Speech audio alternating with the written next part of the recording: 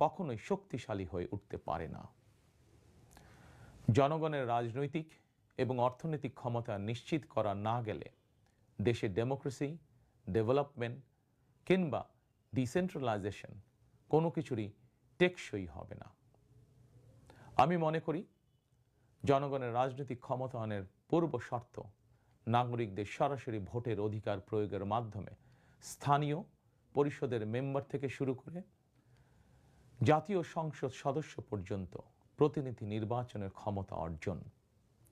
প্রতিটি নাগরিকের হারানো রাজনৈতিক ক্ষমতা পুনরুদ্ধারের জন্য আগামী 12ই ফেব্রুয়ারি নির্বাচন একটি বড় সুযোগ। প্রিয় দেশবাসী, এই উপলব্ধি এবং বাস্তবতাকে সামনে রেখে দেশের নাগরিকদের রাজনৈতিক এবং অর্থনৈতিক ক্ষমতা নিশ্চিত করার লক্ষ্যে ইতিমধ্যেই বিএনপির নির্বাচনী ইশতেহার ঘোষণা করা হয়েছে।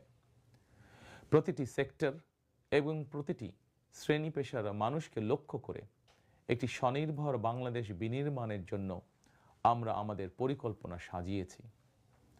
বর্তমান প্রজন্মের সামাজিক, অর্থনৈতিক, রাজনৈতিক অধিকার পুনর্বহাল এবং ভবিষ্যৎ প্রজন্মের জন্য একটি নিরাপদ মানবিক বাংলাদেশ প্রতিষ্ঠার লক্ষ্য নিয়েই চূড়ান্ত করা হয়েছে বিএনপির সকল পরিকল্পনা।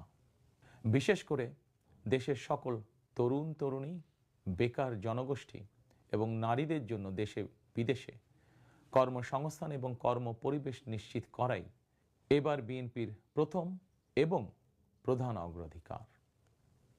আমি ইশতেহারে উল্লেখিত কয়েকটি বিষয় খুব সংক্ষিপ্তভাবে আজ আবারও দেশবাসীর সামনে তুলে ধরতে চাই।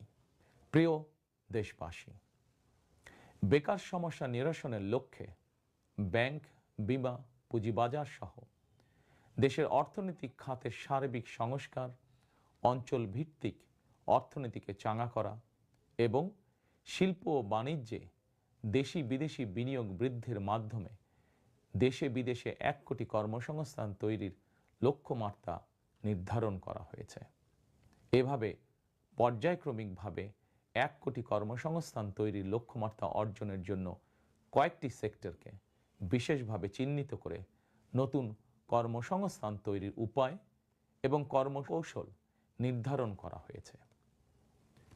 এরই অংশ হিসাবে দেশব্যাপী কারিগরি এবং ব্যবহারিক শিক্ষা প্রদানের মাধ্যমে বেকার জনগোষ্ঠীকে দক্ষ জনশক্তিতে রূপান্তরিত করা হবে। কলেজ, মাদ্রাসা, বিশ্ববিদ্যালয় বিনামূল্যে স্কিলস ডেভেলপমেন্ট, ফ্রিল্যান্সিং এবং আউটসোর্সিং প্রশিক্ষণ প্রদান করা